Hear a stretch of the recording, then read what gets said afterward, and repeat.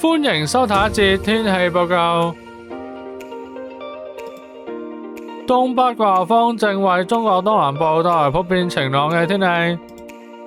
黃色火災危險警告現正生效，表示火災危險性頗高，應該要小心處理火種。現時溫27.2度，相對濕度67%。預測下午大致天晴及炎熱，今晚部分時間多雲，吹和緩偏東風。展望明日日間炎熱，稍後有幾陣驟雨，隨後兩日天氣不穩定，驟雨逐漸增多及有雷暴。星期三稍後氣溫下降，星期四早上氣溫約20度左右，驟雨減少。預料一道低壓槽會喺明日於華中發展，並喺隨後兩日靠近華南沿岸地區，為該區帶來驟雨及狂風雷暴。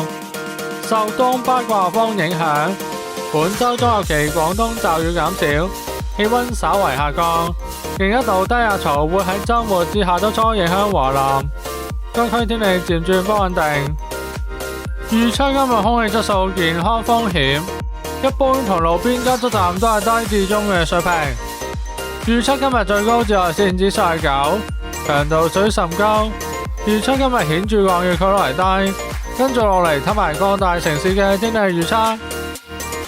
北京多雲，布宜諾斯艾利斯天晴；開普敦多雲，伊斯坦堡明朗；洛杉磯多雲，墨西哥城雷暴，孟買有霧；巴黎明朗，新加坡雷暴，東京明朗，柏林明朗，開羅天晴，倫敦馬德里明朗，莫斯科紐約落雨，聖保羅天晴，雪梨明朗，多倫多天晴。今節嘅天氣報告完畢，多謝收睇，拜拜。